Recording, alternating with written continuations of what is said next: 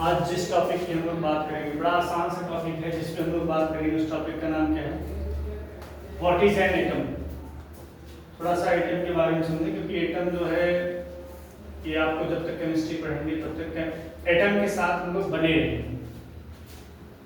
और इसी क्रम में एटम को अगर समझते हैं तो ये हमें पता ही है कि smallest particle that retain the properties of elements. इस लाइन का मतलब ये है कि किसी भी एलिमेंट का सबसे छोटा पार्टिकल है जिसके पास एक टेंडेंसी होती है प्रॉपर्टीज रिटेन, मतलब अगर नंबर ऑफ एटम्स ऐसे देखे जाएं तो सारी प्रॉपर्टीज इन्हीं के पास है। अगर ये एग्रीगेट हो जाए तो एलिमेंट भी बना सकते हैं, ये एग्रीगेट हो जाए मैटर बना सकते हैं, ये एग्रीगेट हो जाए आपस में एटम से ही मॉलिक्यूल का फॉर्मेशन, कंपाउंड का फॉर्मेशन हो सकता है। तो ओवरऑल हम कह सकते हैं कि ये सिंपल सी बात है कि basic building of matter. Same उसी तरीके से जैसे किसी बिल्डिंग को बनाने के लिए हमें किसकी जरूरत पड़ती है? सीमेंट, सैंड, ब्रिक्स, इन सब की जरूरत पड़ती है। और भी चीजें होती है, ऐसा नहीं है कि इन्हीं से केवल काम हो जाएगा। हाँ, और भी चीजें हो सकती हैं, लेकिन हमने कह दिया कि उसी से रिलेट कर दें कि जब सपोज कीजिए कि बड़ा सा हमें कॉम्प्लेक्स कंपाउंड बनाना है तो उसमें अल्टीमेट हमें किसी यूनिट ढूंढना पड़ेगा। वो यूनिट और कुछ नहीं हो, क्या है? एटम। अब एटम के कुछ कैरेक्टर्स भी होंगे, जैसे हर ह्यूमन के कैरेक्टर्स होते हैं, हर स्टूडेंट के नॉटी कैरेक्टर होते हैं, कुछ गुडविल, उसके साथ डिमेरिट्स भी होती हैं।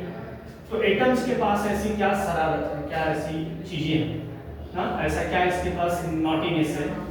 तो सबसे पहली बात जो निकल के आई कि atoms are one of the smallest. I think इस वर्ड को हम लोग इतनी बार यूज कर ले रहे हैं कि जिससे ये लगेगा कि स्मॉलेस्ट एटम से छोटा है नहीं, जबकि रियलिटी ये है कि हम और भी पढ़ चुके, डॉक्टर एटॉमिक थ्योरी को पढ़ चुके, वहां भी पता चला कि नहीं ऐसा नहीं है। लेकिन फिर भी हम अल्टीमेट इसी की बात करेंगे कि एटम सबसे स्मॉलेस्ट यूनिट है, ठीक। और ऐसा हम मानते हैं कि इसको हम अपनी आंख से नहीं देख सकते, मतलब आंख से नहीं देखने का सेंस ये कि अनएडेड आई ऐसे नॉर्मली एटम को ढूंढे कहीं कोने में, कहीं कमरे में, अपने बैग में, बॉटल में, तो ये मिलने वाला नहीं।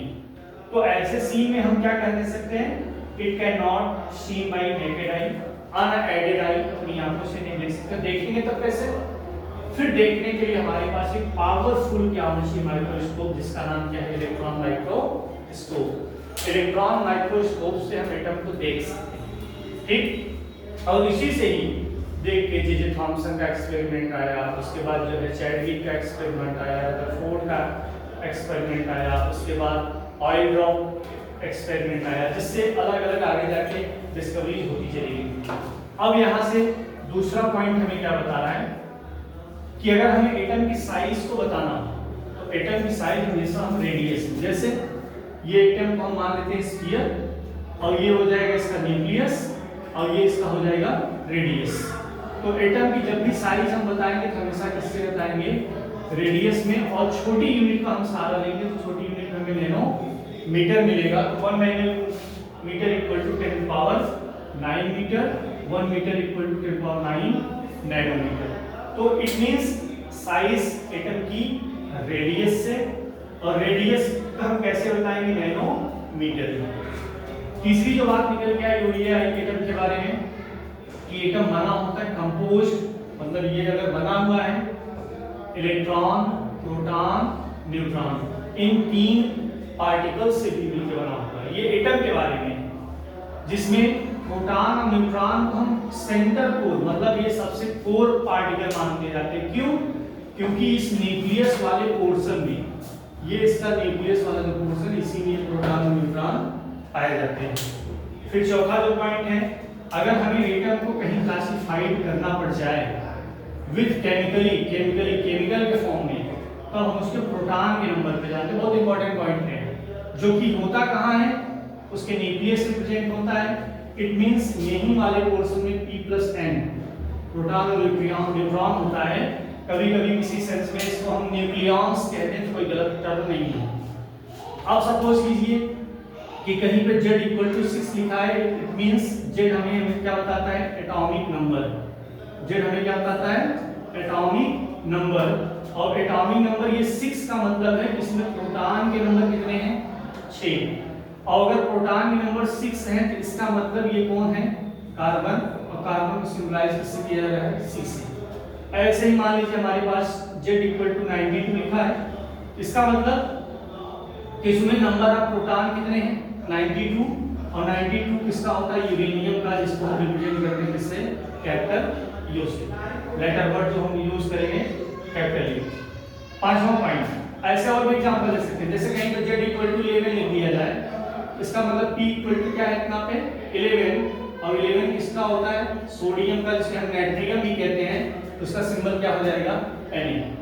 लास्ट पॉइंट अगर हम एटम की बात करें, एटम इज ऑलवेज, जब भी जब एटम को न्यूट्रल कहें, एटम कहेंगे तो हम उसको न्यूट्रल मानेंगे, अगर न्यूट्रल नहीं है तो फिर ओ आयन हो जाएगा। ऐसे सीन में न्यूट्रल तभी होगा जब प्रोटॉन का नंबर इलेक्ट्रॉन के नंबर के क्या हो जाए, बराबर। Proton means positive term, electron मतलब नेगेटिव।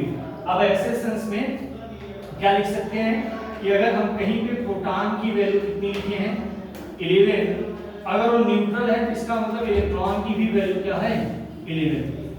अगर ये केस में क्या होता है कि अगर प्रोटॉन जो है न्यूट्रॉन के बराबर ना हो, means proton does not equal two electron, तो इसका मतलब ये हो सकता है कि चार्ज बियर करें, तो चार्ज बियर या तो पॉजिटिव हो सकता है या तो फिर निगेटिव।